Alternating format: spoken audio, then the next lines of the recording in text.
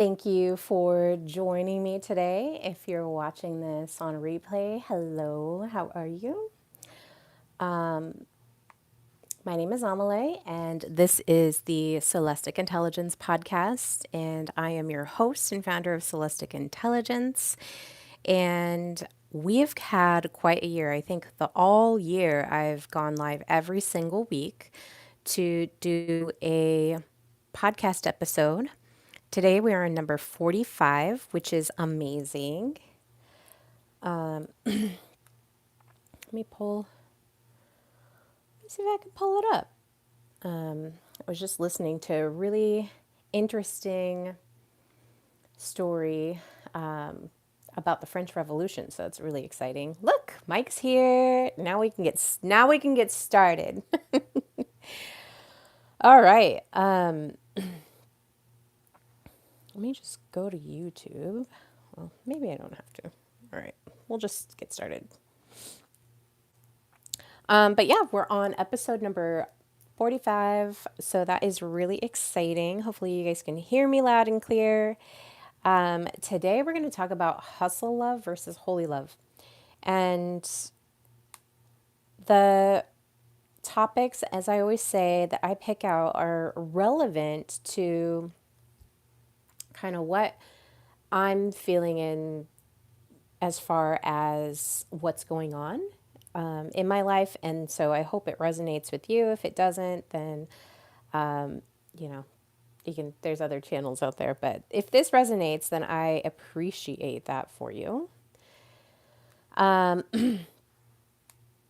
me find my notes here.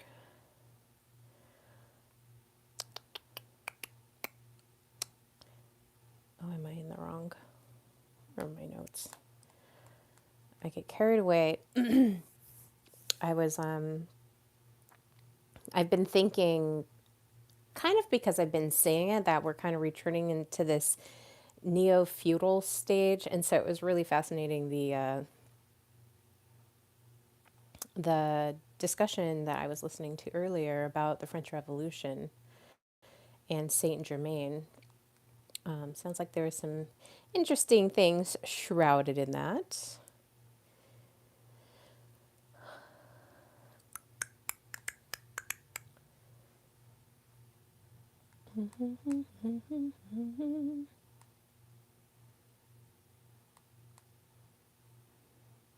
Okay, my goodness.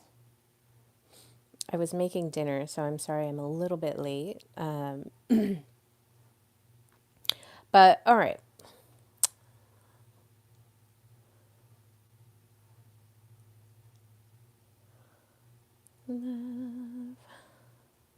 Buddy.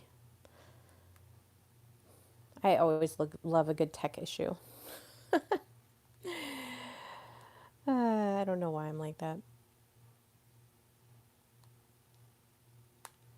So I know that last week, what were we talking about? We were talking about, it was very much related. Well, I think in the last few weeks it's been very much related, is how to receive love, because I think a lot of people, geez, let's just look it up.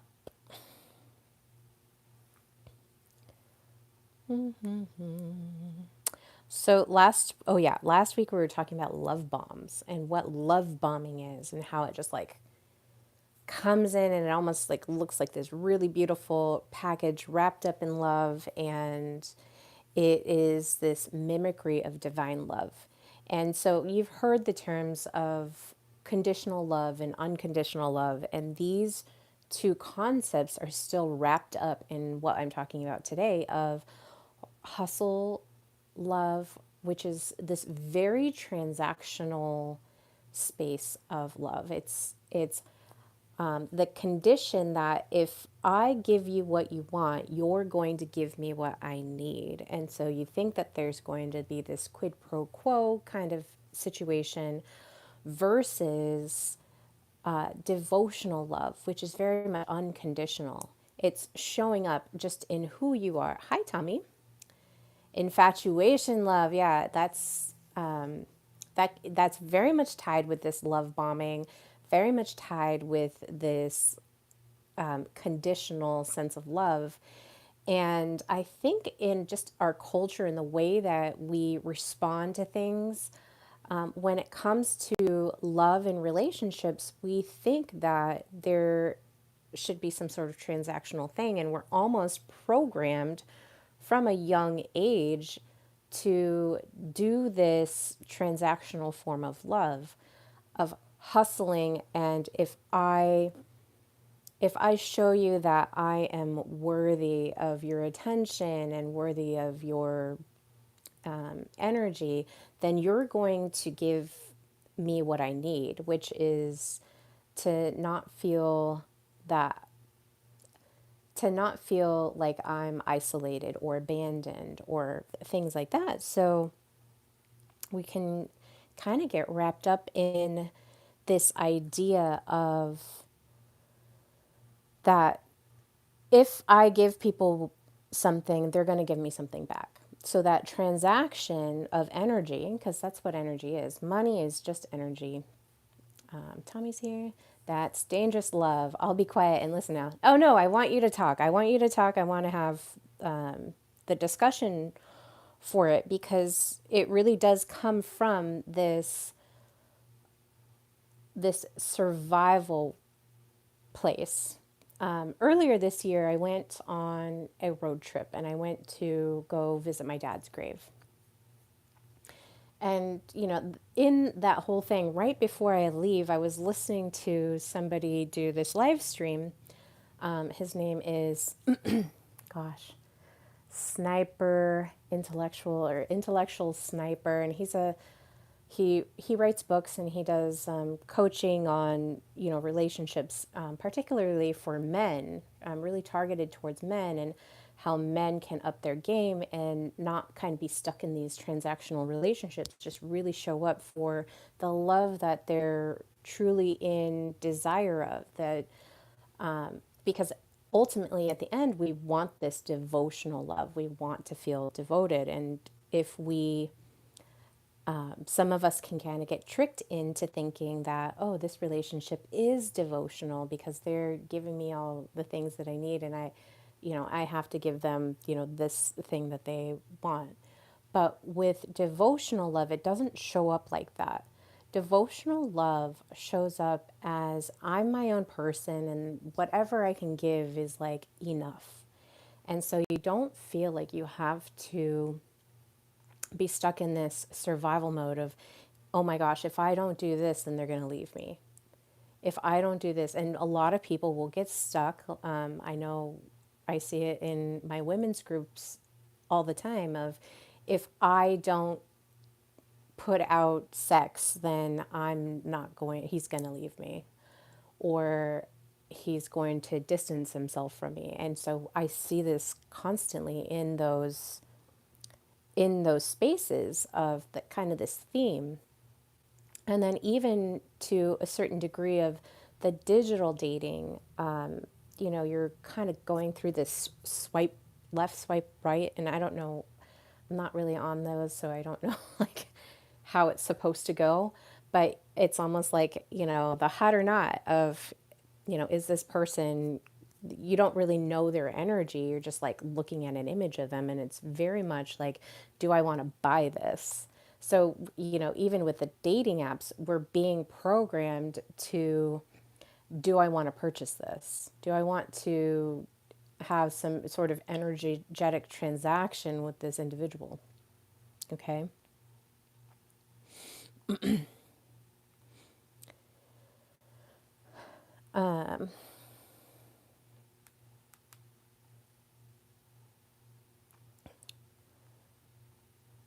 And feel free to post in, like, if you guys have experienced this, please feel free to post it in the comments and we'll have discussions about it. But yeah, it really is this dangerous, I don't know about dangerous, it can be, I don't know if it's necessarily can be labeled as that. But I think the thing is you're not really going to truly feel satisfied from that relationship. Now, if let's say that you're a woman and you're getting these DMs from people, and it very much, you can see at the front of the gates, like right at the gate, there's a transaction. I want you, I'll do this for you, but this is what I want from you. And so it's almost really easy, especially if they know what they want, to for them to say like, this is what I want. I want this from you, for the person that's receiving that to say yes or no to it, or kind of be confused of like, oh, I don't know if I want that or not. Tommy's listening. Woo!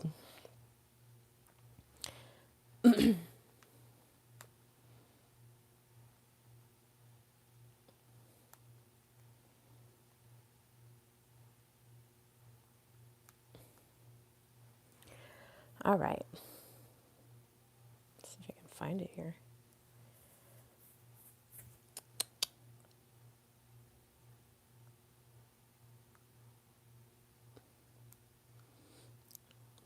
Buddy.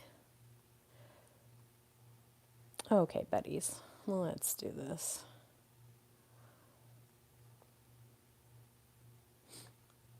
All right. So let's talk about this dance, because there is a little bit of a dance that goes into it. So if you're pulling in energy that is upfront transactional, like from the get-go, there's transaction tied to it, meaning that they don't approach it from a like curious perspective. It's very much a like, I want this. I want to buy you things. I want to do this with you. What is it going to take in order for me to get that ticket and to explore that energetic transaction with you, okay? When you have those things, when you have those experiences and you're pulling that energy in, it's not that they're here for partnership. They may want to like have an experience. They may think that they're buying this, lovely experience. And, that's why OnlyFans is so powerful right now and so popular. And so, like, there's a lot of women on there that make a lot of money, men too, that post their avatar, post their personality, or just show up as, whatever they're going to be acting like in that moment, because there really is this personality or act that you have to do in order to uphold whatever that is. So you don't get the real person. It's they're there wanting a transaction. They're wanting some sort of energy from you, which is typically in the OnlyFans setting is money. So you pay for play, and that is transactional love. It's this hustle love. And so, as a society right now, we're kind of stuck in this loop of really wanting devotion. I think a lot of people do really want devotion. They want connection. They want long term. They want something that feels real, but they're having a hard time. Are you searching for love since you're divorced? Pay for play, yeah. I never got married, so I've never been divorced. And I think if I was going to answer that truthfully, Tommy, of am I searching for love, I think that well, at least for me, I can speak from my experience of, yeah, I am searching for at least a devotional love ever since I was a young girl. So that really is a true thing that I look for, as far as what am I attracting around me? So I really read the energy of, am I attracting people around me that want to be devoted? Oh, I thought you said that last time. No, no, no problem. Do I really want to be around people that do I really want a partner that is transactional, that I know it's not going to go anywhere? Or do I want, like, ultimately from and I think a lot of women experience this, and men too, is that you want this devotional love. And the transactionals are not here for a true partnership. And that's why a lot of the times you'll kind of come to this 7 year itch. And this works in like with your work or your career too. Like a lot of people will experience like this dissatisfaction of, I've, achieved this in my job, and now like I don't feel satisfied from it anymore. I actually have a tough question for you. Shoot, Tommy, let's go. So when you're pulling these people in, really reading of, is this transactional? Is this somebody that's trying to hustle and just be around my energy? And because there is something very powerful about a man being around a woman's energy. I can't remember how many months ago it was now, but I did a podcast on the Medusa effect, or I think there's another way that people call it, something else that people call it. But so Medusa is a beautiful young maiden hanging out in Athena's temple, and then Poseidon, or no, yeah, it was Poseidon, comes, or is it? Yeah, it was Poseidon, comes, defiles her, and then she's excommunicated and goes to live in Hades in a cave. And what happens? Perseus comes and takes her head and uses it. So, what is really being said here in this myth is that, the man will come and use the woman's energy, her power, which at the moment, after she was kind of cursed, was to be able to turn men to stone. And so her power wasn't necessarily beauty, but it was this weapon that Perseus could use against his enemies. Do you have a hard time finding love because you're so educated on what kind of love that will make you whole?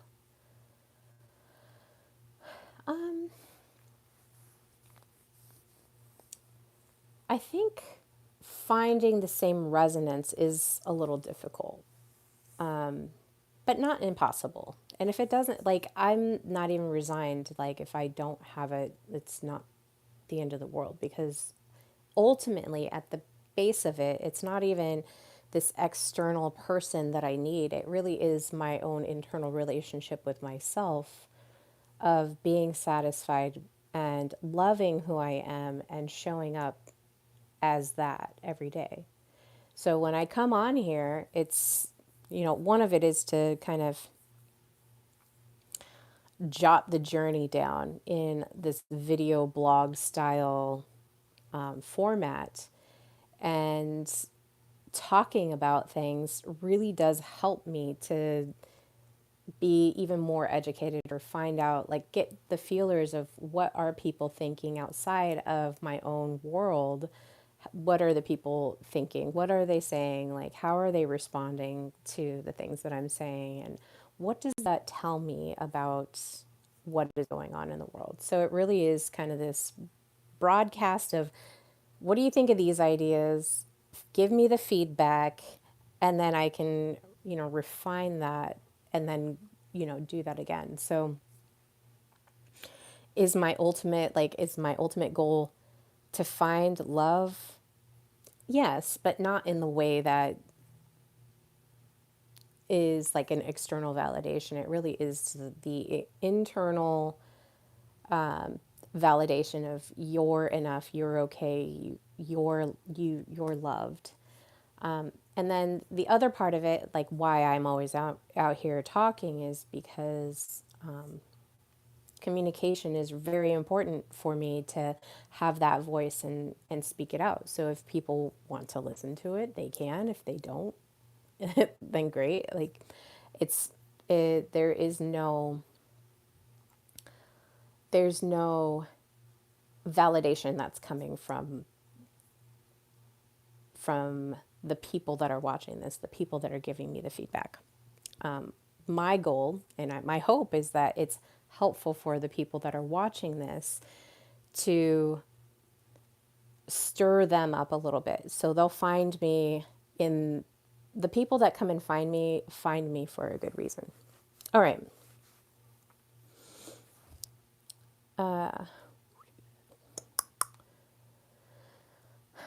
So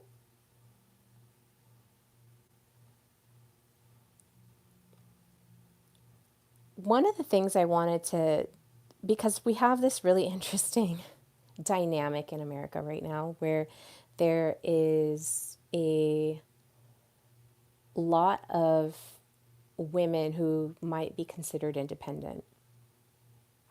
And they're, the independence is almost this like armor that she has. And it's this I'll handle it myself mentality that is this armor that kind of keeps everything at bay. There's a control mechanism here. So I like to look at things of, okay, if I'm controlling things, then what on the other end am I pulling away from? So for control, it's trust, okay?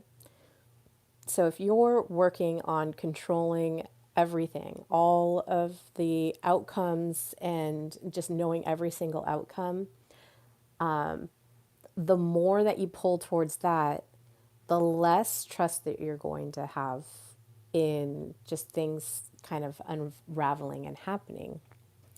So that control is this survival strategy for, I mean, men can do it too, but I think it really is a lot stronger with women where it is armor. And I speak from experience of competence. Like it's this self-defense mechanism of I have everything under control. I don't need to trust or rely on others. And when I did my emotional and social intelligence test to see what my frequencies were, my trust was at, it wasn't super low, but it was one of the lowest. You know, there was like three spots that were low and they were just average, right? And what does that tell me? That the self-reliance, this independence, this competence, just being really smart, being able to see patterns, being able to control outcomes, the handle it myself attitude does definitely push away the devotional aspect of it because men, like, they want a woman to trust them. And so if a woman is controlling, and just imagine that we're on this scale of control and trust, and the more you are over here in the control, the less that the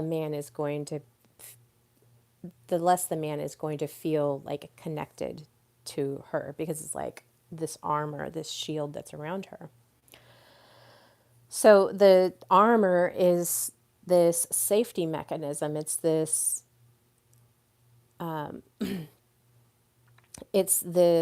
shield that keeps any nourishment, and not just physical food nourishment. I'm not talking about that. I'm talking about that emotional nourishment, the physical nourishment, yeah, but the emotional nourishment that when you're in a relationship and your energies are, flowing equally back and forth, you're doing this, like facing the hardships of life that happen because that just because you're in a devotional relationship or unconditional relationship does not mean that life stops the hardships.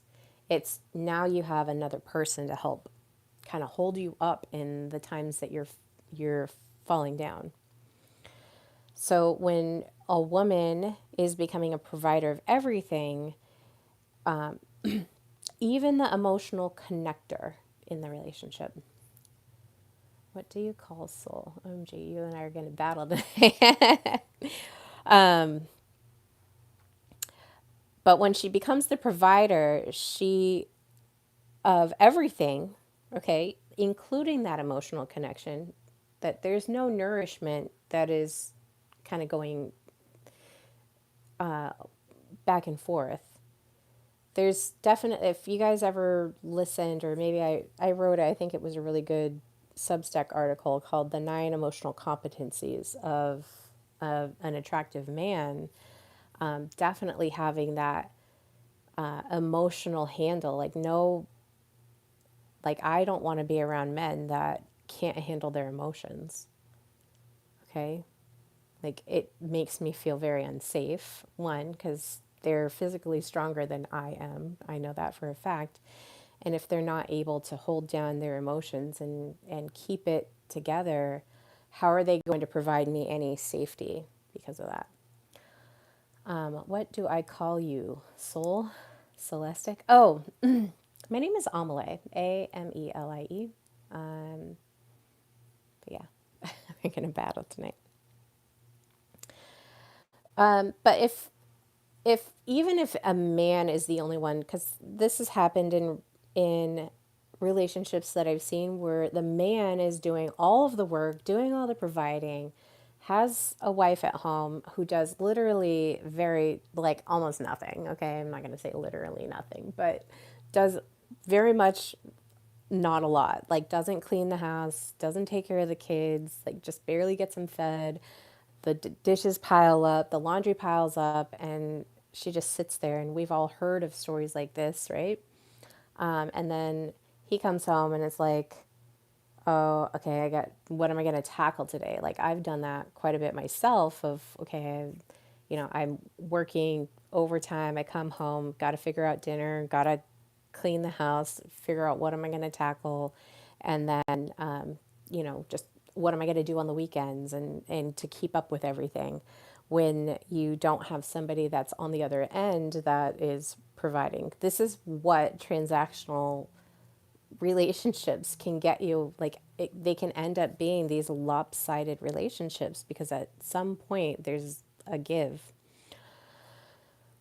So this is how people will end up depleted. Now, this doesn't necessarily relegate itself to personal, intimate relationships. This could be a relationship at your work too. If you're holding on to your armor, you're not trusting your coworkers, you're not trusting your staff to do the work, and then instead of trusting your coworkers or your staff or anybody that you're working with, of handling things, if you start to assert control over that, it will quickly burn you out.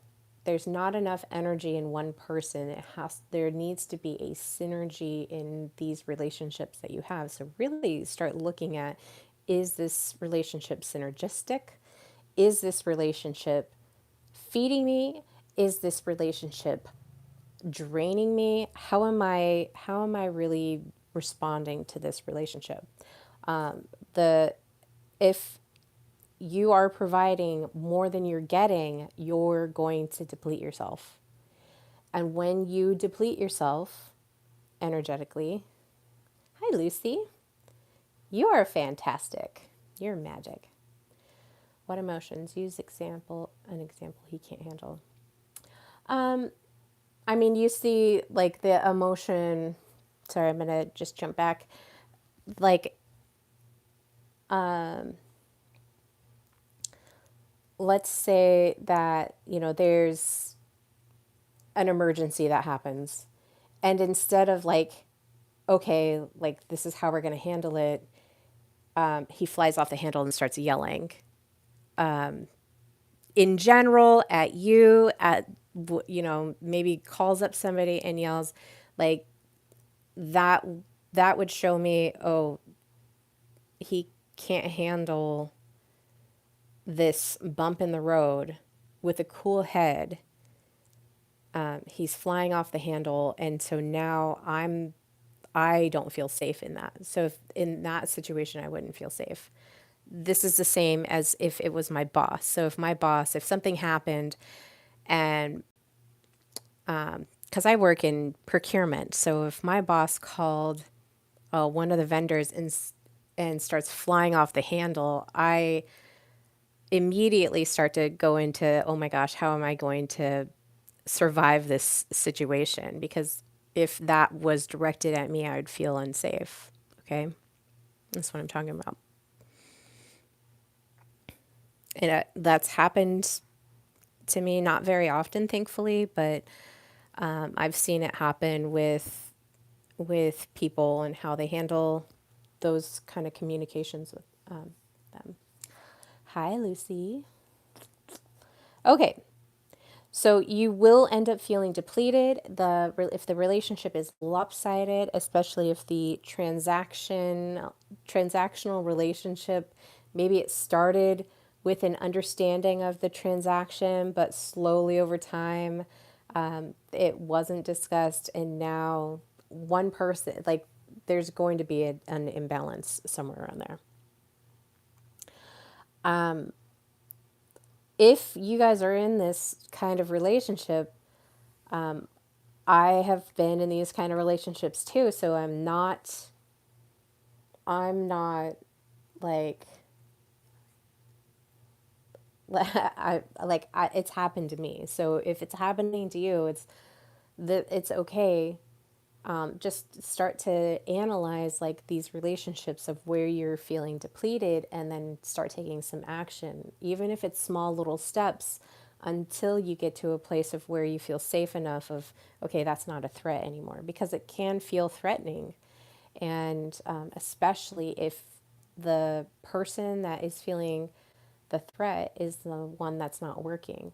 Okay, maybe they don't have an income, maybe whatever the thing is, everything is fixable. Even in today's climate, everything is fixable. There's always a solution, and it's like, how much am I going to control, and how much am I going to trust that I'm going to be provided for and taken care of.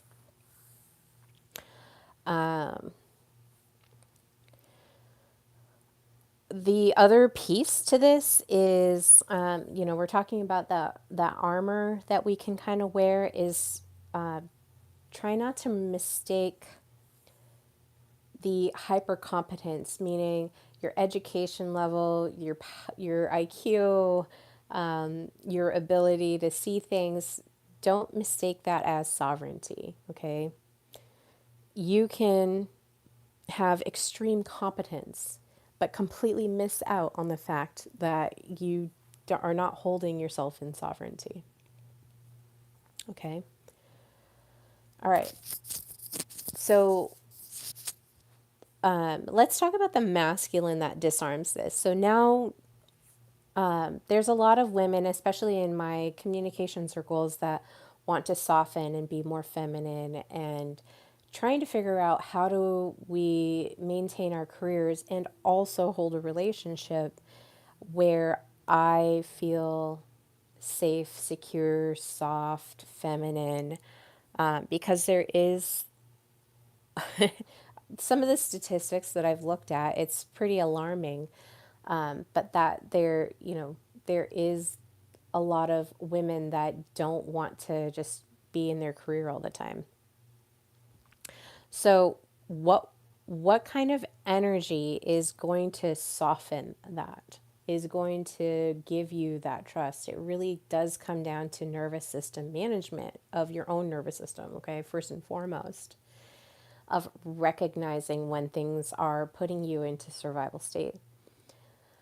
I had no idea. I mean, I had no conscious idea of how much I was in survival mode most of my life.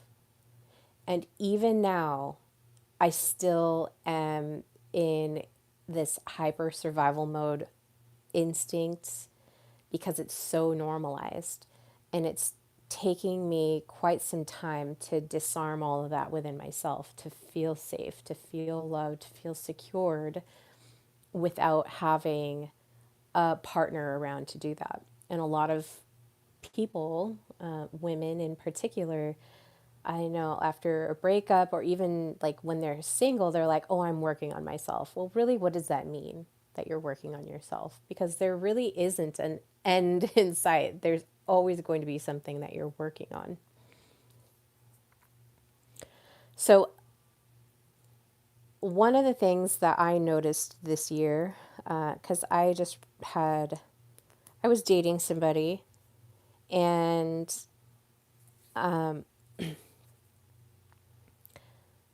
after 6 months, I was like, there was some, well, maybe it was 5 months, there was some troubling things that were popping up, like making plans and not following through with it, and it happening over and over and over again. And it wasn't really anything huge or anything crazy. It was like, but a big part of me was like, I'm not into that. So I was just like, I don't want to do this, right?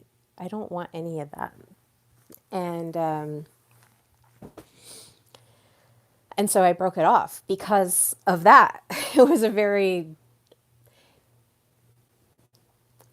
what I thought was a little bit deeper was not what it really panned out to be. Like, it really wasn't as deep of a devotion as I wanted.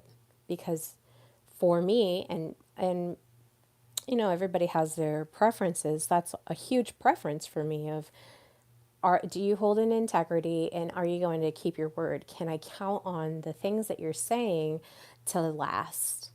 And with making a plan and then following through with it, like, first time, okay, I can like let it slide. But once it starts repeating and becoming a norm, a big part of me is just like, unstable, red flag, alert, alert. This is not making me feel safe. And everyone like and subscribe. Yeah, let's talk about masculinity. That's what I was saying earlier. You can read people, and it must be hard to waste time in a relationship.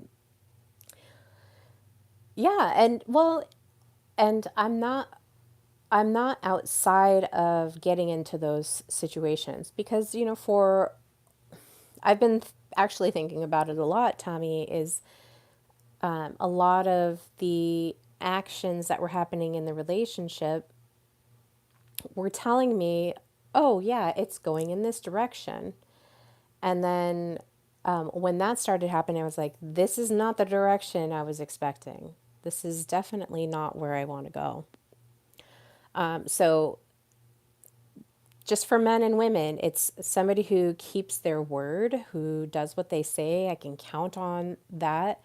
Because for me, my mind is like always going a million miles an hour. I happen to be a very intellectually minded woman and also deeply emotional at the same time.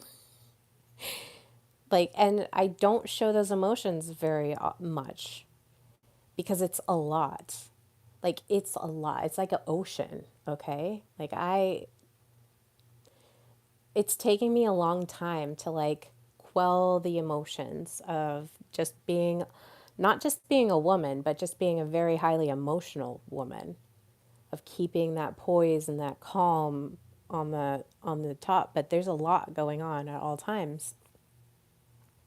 And then I'm also a very intellectual woman. I like to have discussions and go down like interesting rabbit holes and talk about taboo things and just mentally explore the world.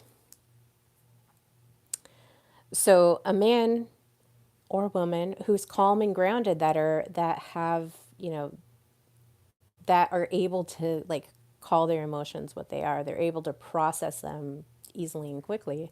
Remember, an emotion is just an energy that is in motion within your body. It's telling you something that is within your physical system, that is in your emotional system, that's in your mental system, and that is likely from a spiritual angle as well.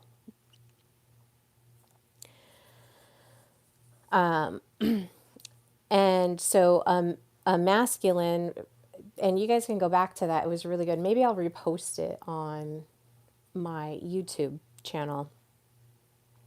But knowing that a woman has power, but he's not intimidated by it. And likewise, when she knows her power, he admires that, okay? Like you want to have this respect, there's like a level of respect there. Okay.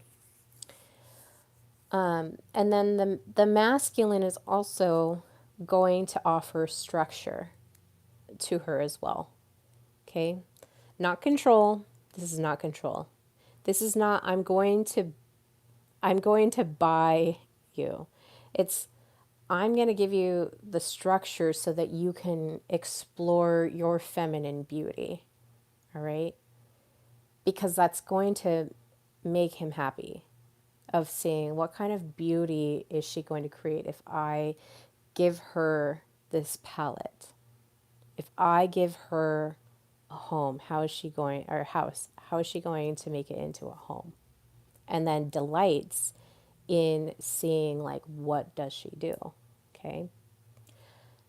Now, femininity is very much creative, so this is not just a male female thing. This is also an energy thing. So you can do this within yourself as well. Of how do you create the structure, and then how do you build the structure and provide that, and then what do you create from that structure? Okay. The next piece of the masculine is he's not competing with her competence. All right. She's trying to control something. He's not in competition with that. In fact, a strong masculine figure might, like I said, delight in just the way that, like the quirkiness of her and the thoughts, and it's going to amuse him. And so that amusement, because she's the muse, that amusement is going to draw him in even more. I'm very amused by this woman. I'm very drawn into her. And so it creates this devotional landscape where something can form and bond. And then once you have that trust and that love in that in that, you're able to combine that together. Now she can feel that safety and the consistency. He's not leaving. He's shown me that he's holding integrity. He's showing me that he's providing safety for me. He's providing a reciprocal nourishment, emotional nourishment, to where like the craziness that we feel, like, guys, just the menstrual cycle alone, like the whole menstrual cycle alone, can cause women to go crazy. Like it's very emotional. There's like a lot of hormones that go into it. And so having safety and being in like all of these different changes every month it's wild. I don't even know how to describe it to men because I know that most of my audience is men, but I don't even know how to describe it. That's a compliment, by the way. Of reading people. It's a compliment and a curse. The unfortunate part of dating. Yeah, well,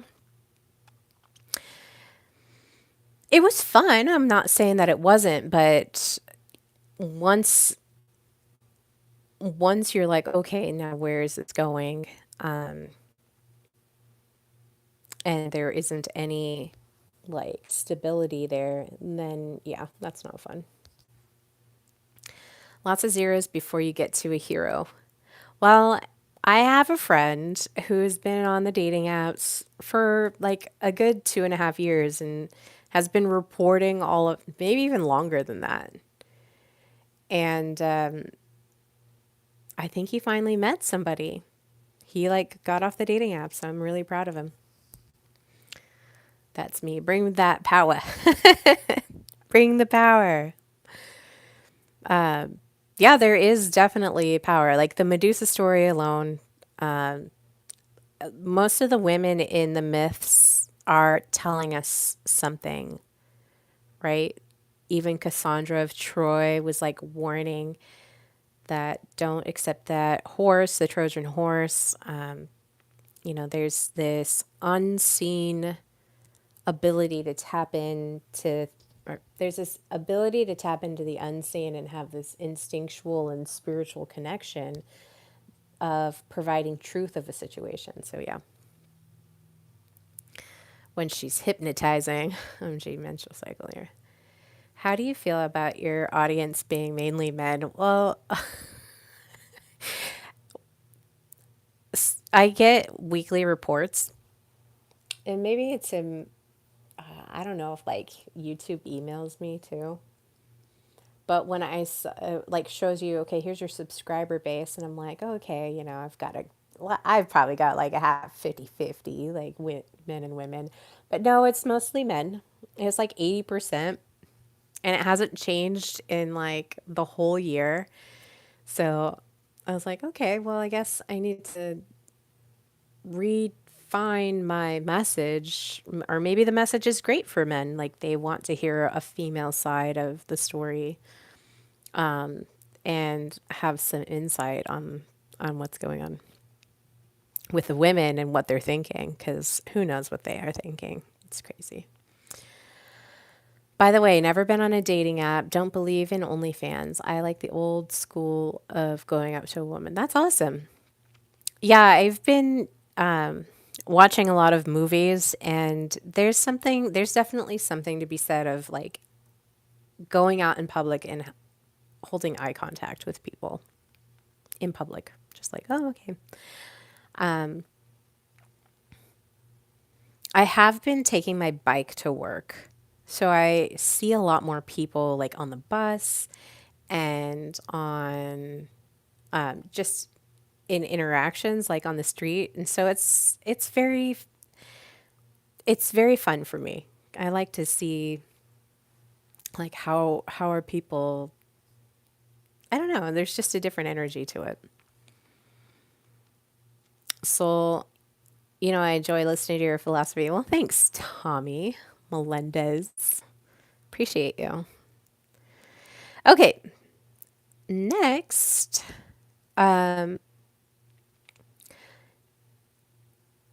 he listens, asks what she needs, and then acts. So does these small gestures. So we're disarming this woman that is, in this sort of survival armor state, and really listening, really responding to what her needs are, and then acts to do those things. I mean, these are small gestures.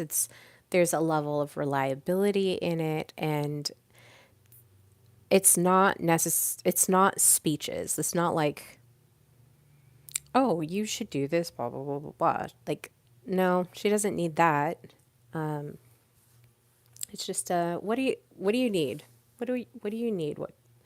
What can I get you? Listens to what she needs. Maybe she needs, 10 pounds of flour to start her baking cottage stuff, and she just wants to make bread all day. I mean, that's a thing. I went and did a painting this last Friday, and I'm like, man, I really love to have some paints and to start painting pictures. So who knows? I might just do that. And so you might see pictures like that I painted, just little things like that. And it's not like, oh, well, you need to do it this way, blah, blah, blah. And telling her like how she needs to amuse herself, because he's supposed to be amused by her, not tell her he's going, how she's going to amuse him. Like she's just being. That's the devotional aspect of it.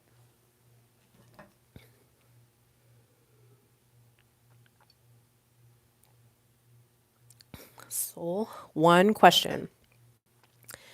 Is this a couple or a couple with kids? I mean, this applies not just to couples. This is like couples, and the energy expands beyond that. Like with business. I'll tell you a story. So earlier this year, I went to Vegas with my friend. We went with my friends. We went for 2.5 days, which is a week in Vegas time. And so we went to Vegas, and my friend and I are out at the Cosmo gambling, and we're trying to like put our ticket into the money machine to get our money back. And there was this really cute guy standing behind us, and my friend and I had been drinking so many screwdrivers, and they make them really good at the Cosmo. Highly recommend the Cosmo. But so I look behind and I'm like, oh my gosh. And I was like, okay, we should let him go and do his thing because we're not getting anywhere and we're just going to stand here forever. And so we let him go ahead of us and we're just sitting there like giggling, laughing because we can't get the machine to work because we're drunk and I don't know what was going on. We figured it out after he left, but so he cashes out his ticket and he was amused by us because we were just being our girly selves. And he turns around and he hands me $100 bill and he's like, "Good luck, ladies," and he walks off. And so my friend and I are just like, ah. So we try to do the thing and we're like failing. So we went up to the room. And on the way, she's like, she thought he just handed me $20. No, he handed me $100. Okay. Just this man just gifted a woman $100, said good luck. And then he was probably laughing like, oh my gosh, I was behind these two girls, these two young ladies that couldn't figure out the money machine. So he gives me $100. The next day, we end up going to another casino, and I am a wreck because obviously I'm in Vegas. So I'm not going to tell the whole story of what happened, but it was crazy. And so we go to another casino, and I take that $100 bill out and I put it in a machine, and I'm just like, ugh. And I start gambling, and within, it wasn't even 10 minutes, I hit a $10,000 jackpot with his $100 that he gave me. So the thing here is that when a man understands his power and understands her power, he will give her things that she needs and she'll turn it into something that's huge. So that ended up being, well, it was over 10,000, but jackpot. And that's the kind of energy that we're talking about here. A man in his power is going to understand a woman in her power, and he's going to know if I give her something, she's going to multiply it. And that's the story here. That's the energy. Okay. So in his presence, if he's disarming her and allowing her to be in this carefree, safe, protected environment, he's going to let her breathe easy so that she just kind of does in the things that delight her. It's going to amuse him, and he's going to be like, I got these things. You just be you. All right. That's going to help disarm the independent woman. And it's hard because, like I said at the beginning, we're in this culture where there's a lot of transactional situations happening. It's hustle culture. It's this transaction of, I want this out of you instead of I'm providing this for you to freely do the things that delight you. Okay. All right. Yeah, what happens? Oh my gosh, what happens to Vegas stays in Vegas for real?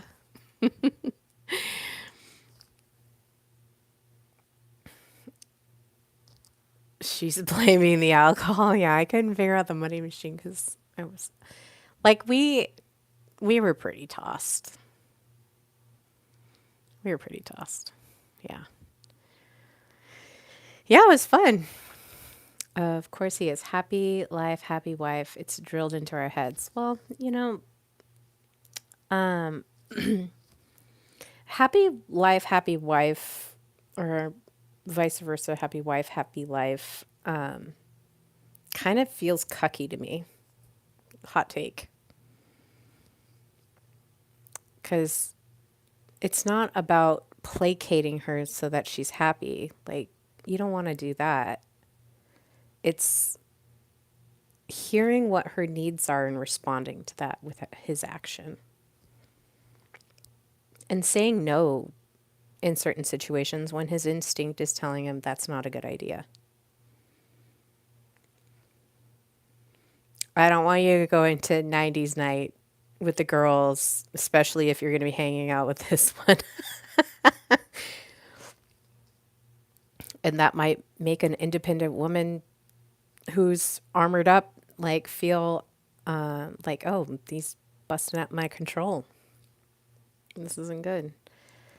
But a disarming, if he's disarming that and allowing her to soften and put the armor down, then there's another thing. It's kissing ass so you don't get yelled at. Yeah.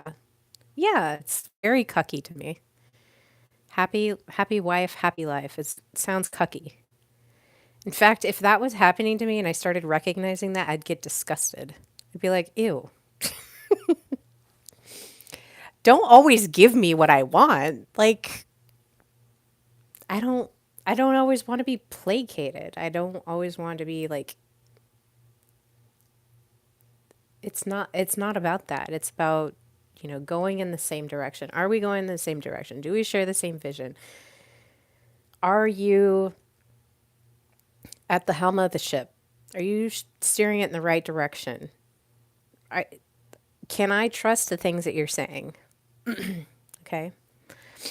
So the core lesson here is receiving doesn't mean that you're surrendering power. Okay?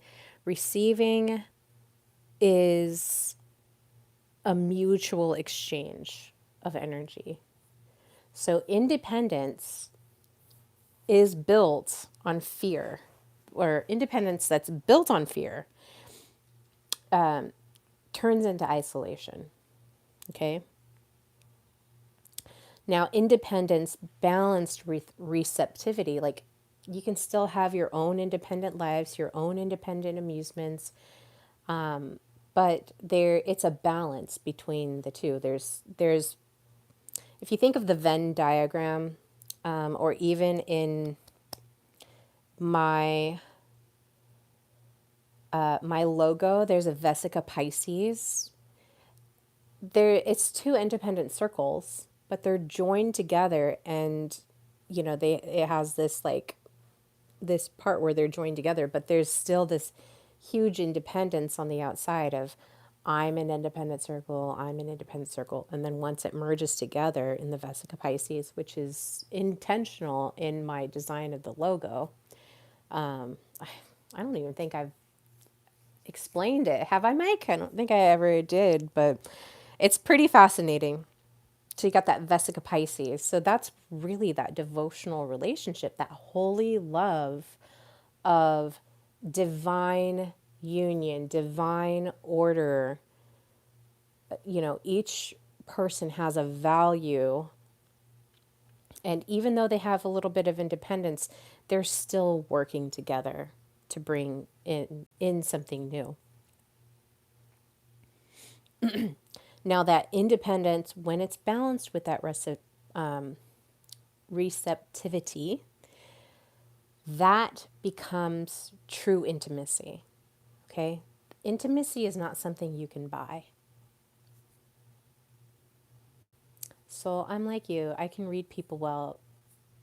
I'm about as educated as you. However, I don't play anymore. Can you guess? Not oops at beat. I know. Where is Mike? He's listening in the background. He probably fell asleep. Just kidding. Can you guess my sign? Okay. I can read people well. About as educated as you.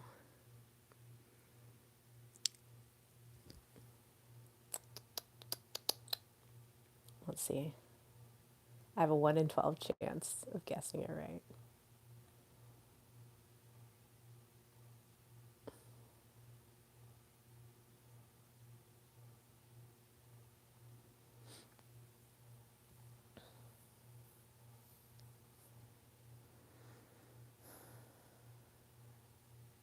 I mean, I'm a Scorpio, so I'll just throw that out there.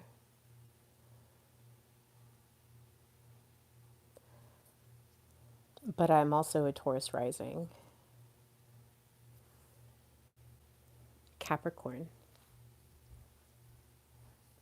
I don't know. Capricorn.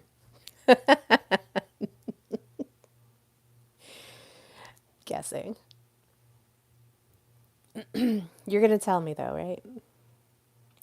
All right. So when we're looking at this core lesson, the true where we want to end up here is to have that intimacy. But that intimacy really doesn't start until you feel safe and secure in your own in your own self. So even if it's a man, if he is feeling survival, like I've been around men that are in survival mode, and it doesn't, like, I could sit there and tell them all of the things that I see, and they're so stuck in survival mode that they don't want to hear anything that I have to say. In fact, I've been shut down pretty hard. Sagittarius. I got some a little bit of Sag. Um, I think in my, I can't remember how much I do. I think I have a little bit of fire.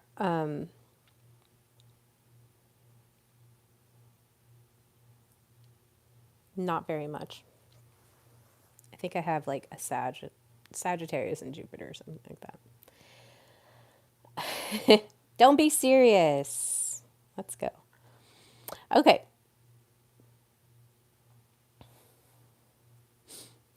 All right. So, in navigating this, the survival mode of the transactional relationship is transactional at the root. So, you can see it from the root of it.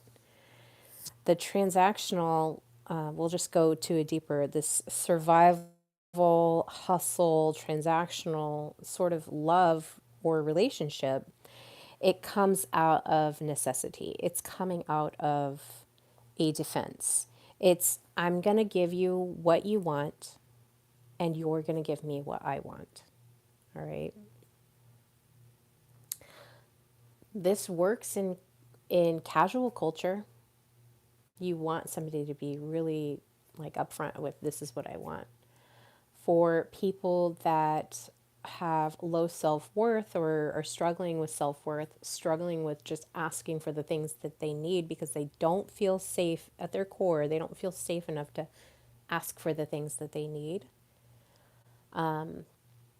Maybe in the beginning it works out because there's, no attachment, but once that attachment's there, once they feel like once they start judging themselves, then that's where the imbalance is coming from. So what are the currencies? Can I tell by the way I talk, I'm a fireside?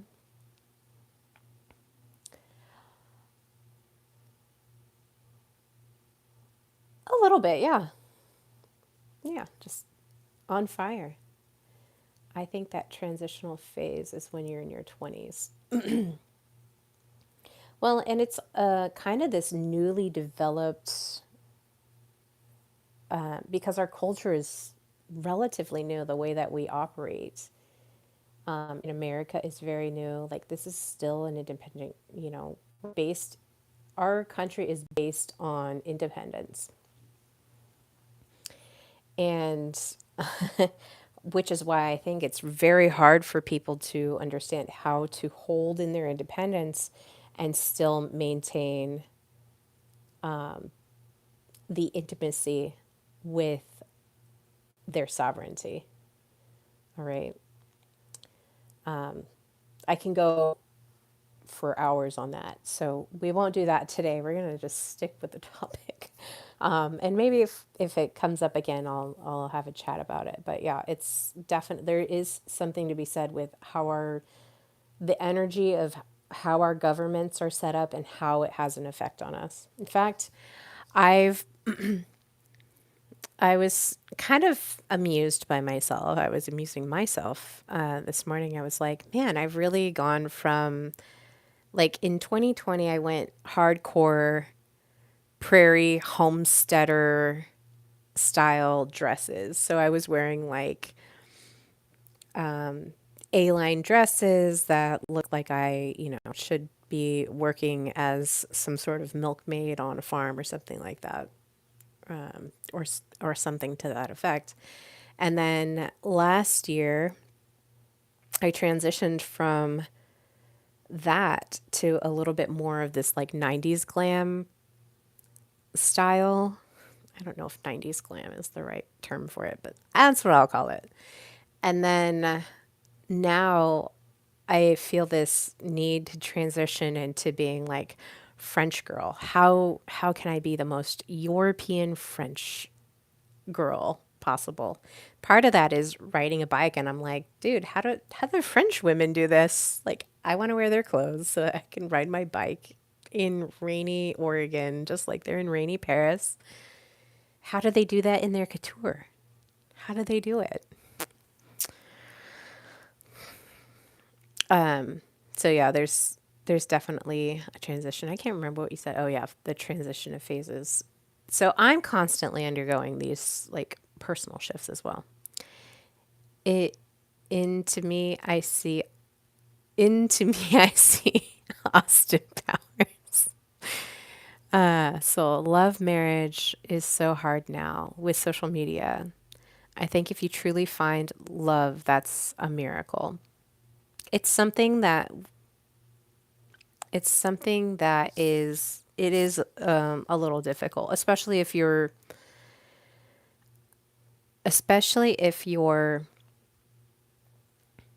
like energy is quantum leaping, right? Your shirt is very nice tonight, not being inappropriate. Oh yeah, thank you. I wear dresses, so it's a dress. I um I took a I counted my dresses. I knew it was a lot. I was like, like probably over 100 dresses there. There was exactly 100 dresses, and I was like, okay, I will get rid of some of the dresses. So I went through my closet and I kind of nixed 15%, 15 dresses.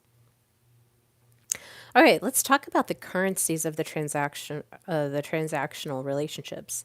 So this could be sex, this could be validation, it could be security, it could be help, it could be companionship, anything like that. These are all signs that you might be in a transactional relationship.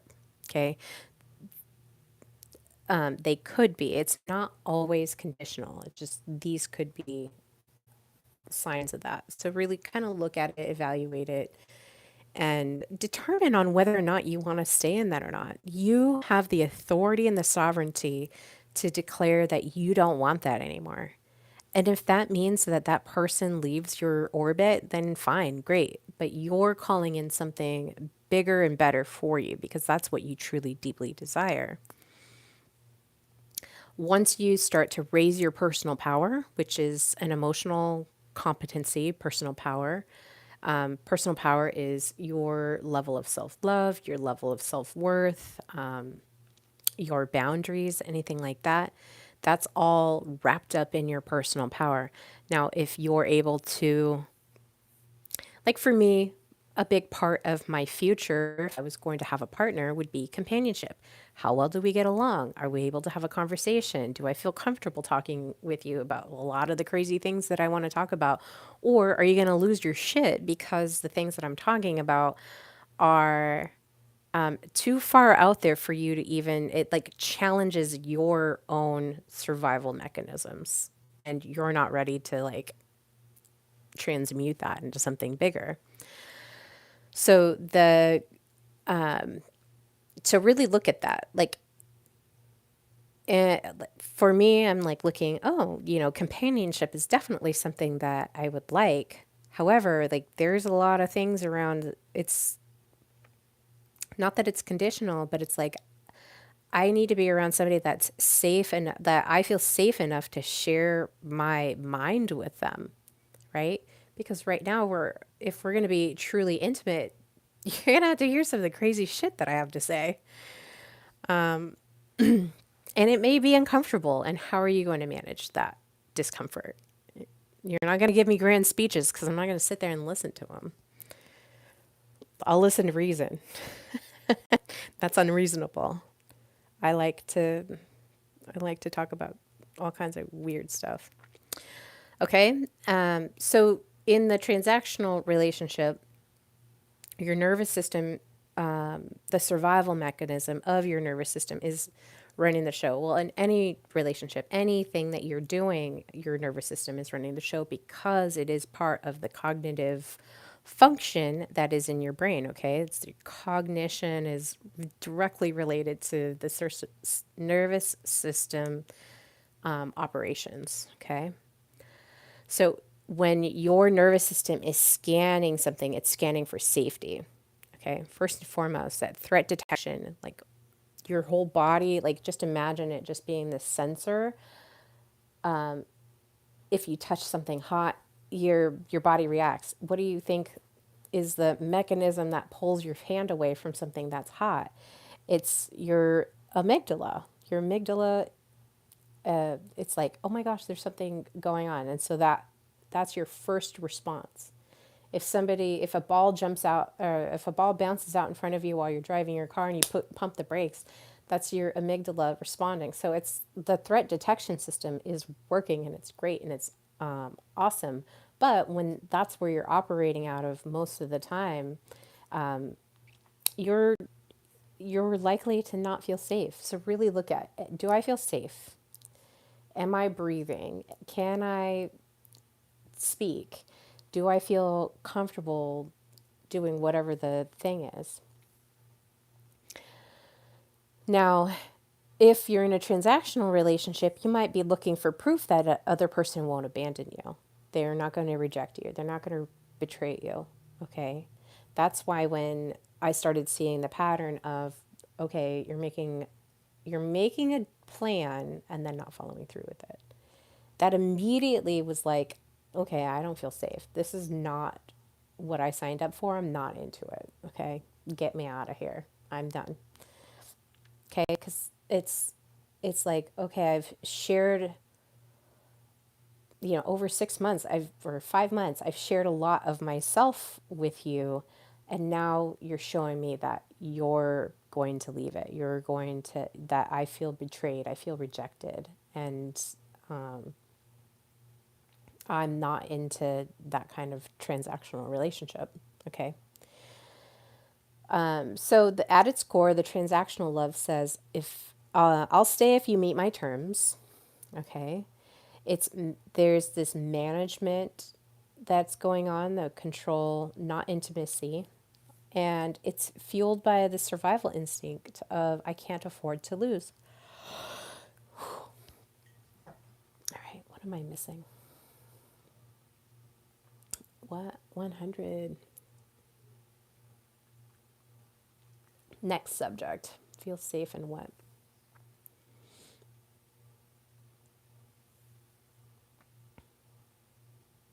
Oh, uh, with your nervous system when you're in a relationship. Yeah. Yeah. Now let's talk about, before I wrap up, we're going to talk about devotional relationship. This is sovereign love. This is holy love. This is divine love. This love is born when the survival ends. So once you're able to kind of be in your higher mind, now you're in this conscious relationship, okay? And if you're in survival and you're coming into consciousness because you're being awakened for whatever reason, and your partner is not being awakened, maybe you guys got together and you're both in this survival thing, but then one of you blossoms and the other one's kind of just stuck there. You're going to start feeling like you don't speak the same language because you don't. You don't speak the same language, and one of you is not having that communication because one of you is unconscious and the other one is conscious. Okay? So devotional love is a conscious choice. There's no contracts in there. And the contract of the transactional is if you do this, I'll do this, right? That's the contract. But with devotional love, there is no contracts, all right? You're giving because you overflow, you have a lot to give. You're trusting that love is going to be replenishing and not draining on you, okay? And then in the devotional context, there's the structure, okay? It's not controlling. There's just structure. I can count on this person. I know that they're going to be there for me. There's expectation, but there's not entitlement like, oh, I'm going to walk all over you. You're giving this to me because I deserve it. I'm your wife. I need to be driving the Audi. I need to be having this. I need to be having that. I mean, I'm very humored by Russell Hartley. He kind of talks like that way. He's kind of like, fuck him. He's very much teaching these women transactional love. When really, like, for some of us that are a little bit more enlightened, we don't want the transactional love. We want that devotional love. I want you to be devoted to me. I want you to be amused by me. I need you to call me out when I'm being crazy. I need you to, give me a hug when I need it because you can tell that I need it. I need a burrito. I need to be fed. That devotional love is going to be an offering, okay? It's not going to be a bargain. It's not going to be a negotiation. It's an offering, all right? I feel when you hit a certain age, you know what you're searching for. Your experience in all the lines and games. So your theory is for young people. Maybe. I mean, there's definitely some spectrums. It's very much, I don't know how old you are, Tommy, but I am turning 42 on Friday. Feel free to buy me a coffee. Cash at me.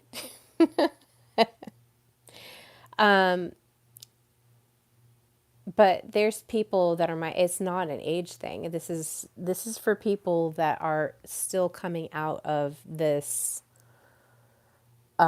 unconsciousness, for lack of a better word. Like they're coming into consciousness and they're starting to see life in a different way. It's definitely not an age thing. This is a state of consciousness thing. So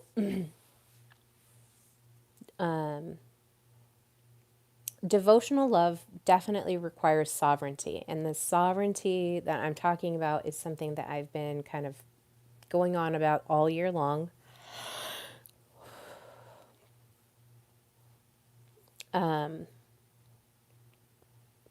So the devotional love requires sovereignty because only the sovereign heart can give freely without fear of loss. And I've really had to trust in that energy this year of trusting that even no matter like how dire the situation, just trusting that the outcome is going to be okay. All right, well, my uncle dies, that happens. And it was a lot easier for me to transmute that energy than it was from when my mother died. There was a lot more attachment, a lot more detachment that I had to like work through in that.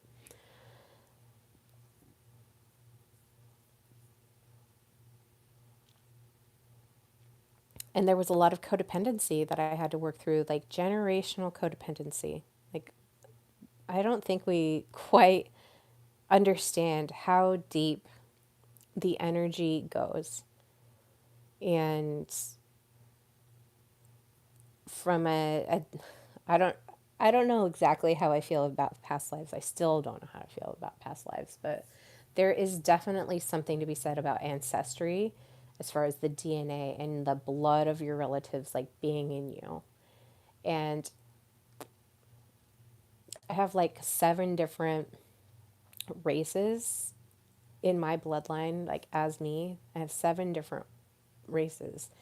And it seems like from each area, like there is a little bit of something that I had to work through in order to like move through this. So codependency was a huge thing that I had to move through. And it's taking me like a couple decades to do it. One, because I didn't really have a guide of somebody like me telling you guys right now of what I had to go through. Because when you hear it coming from me, it kind of clicks a little faster. It's like a ripple effect into the future. Listen, you're 42. I pre- pressure you won't get played anymore. Pretty sure you won't get played anymore. My point is we've been at the rodeo. Yeah, I mean I have a little bit of experience. Pretty sure, not pressure, yeah.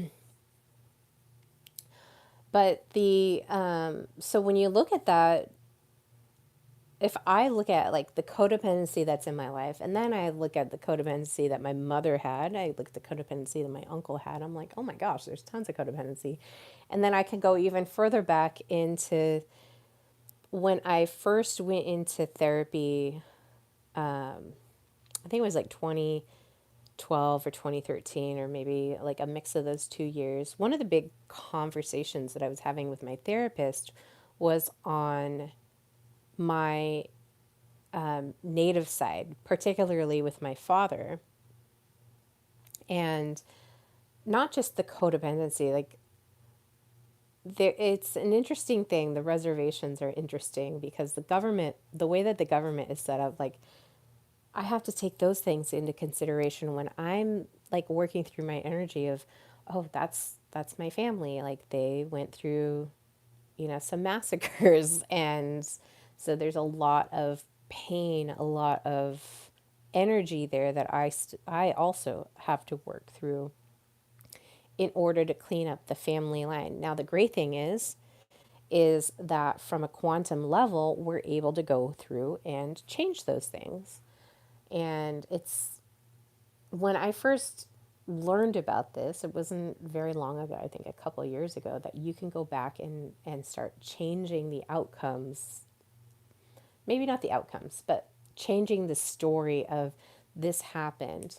Because you can hold a victim mindset, which a lot of Native people do.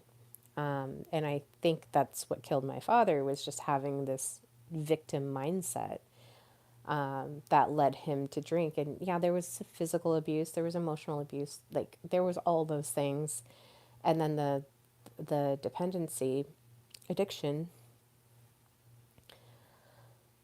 And even though I didn't necessarily go through those things, it doesn't mean that that energy that I got from him wasn't there either. So when he died, that was like a huge wake up call of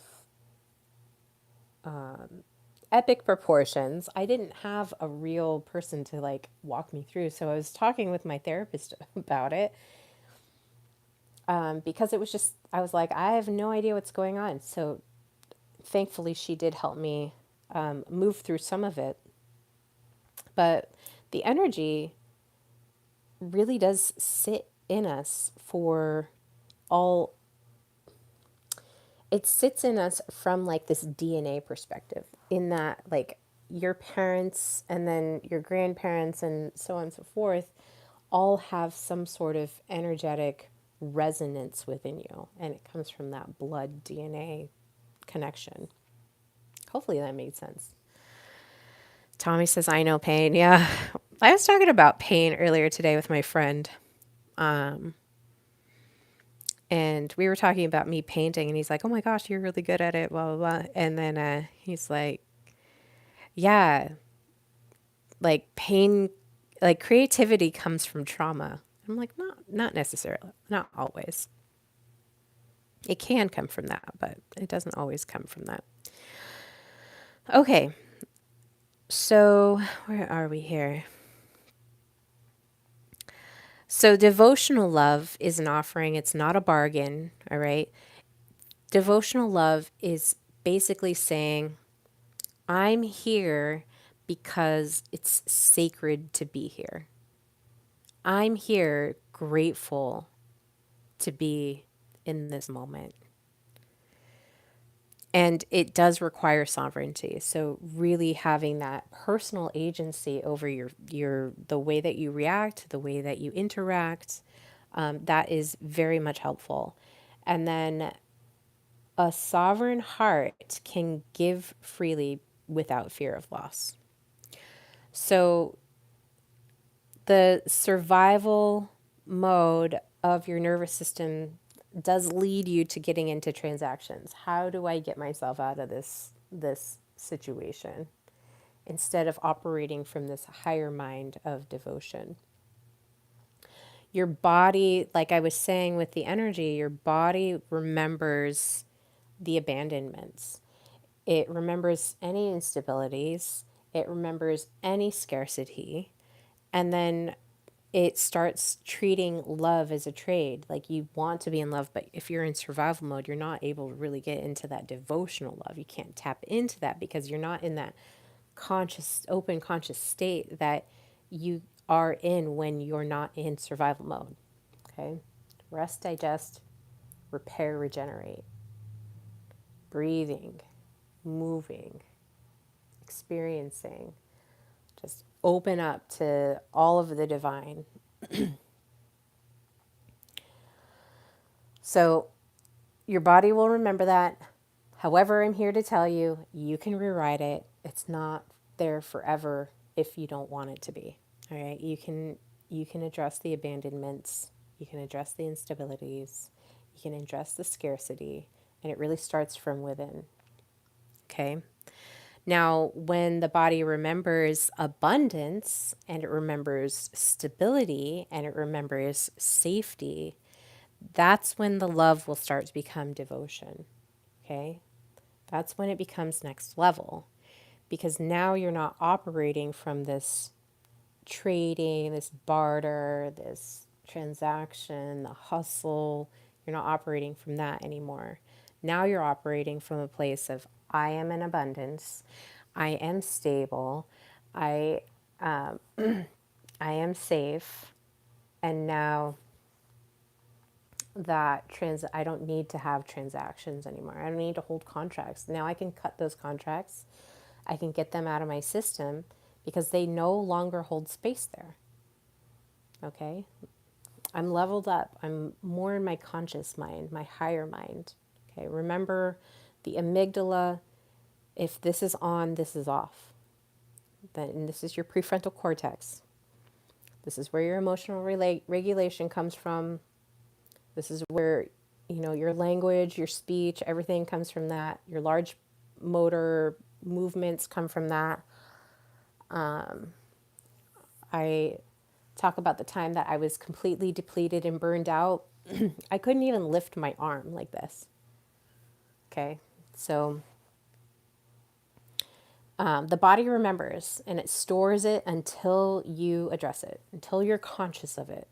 And that's why I say a lot of people can be unconscious of it. And they'll just keep going through life, remaining small, remaining in that feeling of abandonment, remaining in instability, and remaining in scarcity. I mean, we can look across the landscape right now, and that's what people are saying. We don't have food. Our housing is threatened. Our medical insurance is threatened. All this threat, all these threats everywhere. Threat, threat, threat, threat, threat. I'm scanning threat detection. I'm scanning threat detection. Like it's happening all the time, everywhere. People often ask me, like, oh, do you know about this? Do you know about that? And I'm like, no, I don't listen to that. Because the there was a Simpsons and it was a Treehouse of Horror, and I can't remember which Treehouse of Horror it was, but it was the one where all the marquee signs come to life. And if you guys are Simpsons fans, this is, one of the early seasons, less than 10. And so all these marquee signs come to life. And because Homer stole Lard Lad's donut. And so the marquee signs are out there and they're destroying the city, okay? They're just chaos everywhere. And they have this guy come on, and the response is to tell the people who are just watching in horror as their city is getting destroyed, to tell the people, don't give it your attention. Okay. And that's why I say attention is the greatest currency you could ever have. Like, it is the greatest currency. I I challenge anybody to tell me a better currency than attention. I think it's more valuable than $1 million in the bank. Because if you have $1 million in the bank and you want to multiply that, you need to have somebody pay attention to whatever product that you're going to service, you're going to sell, in order to multiply it, right? The roofer's in the house. OMG, Soul, you're hitting a nerve. I'm going to be 100% with you. I will never be able to love because I can't trust. Well, I mean, that's something that you're going to need to address. Gotta go, guys. Have a good night. Good night, Mike. I know it's getting late. I'm almost finished here. But that attention is the greatest form of currency, all right? Well, and that really ends my notes. Good news. Good news. Money doesn't like noise. Thank you, Mike. All right. Well, I've been going for almost a couple hours now. And I am going to call it a good night. I usually go to sleep at 8 or 8:30, and right now it's 7. And I'm like, oh my gosh, I would love to go to sleep. That sounds heavenly. So today's topic for episode 45 was hustle love to holy love. And it really is this nice, intimate dance with one yourself of, can I feel safe enough to be in devotion and feel sovereign, um, which I think is great. How noisy is a bank? Banks can get pretty noisy. Tommy, I enjoy you. Thank you. Well, thank you. I'll see you guys soon. Yes. Well, I hope that you guys enjoyed and that you got a lot out of this. I know that this kind of is a theme, and so I'll look to change it around. It just happens to be a theme in my life right now that I'm noticing. How noisy is a city bus? RC buses aren't very noisy to Roofer.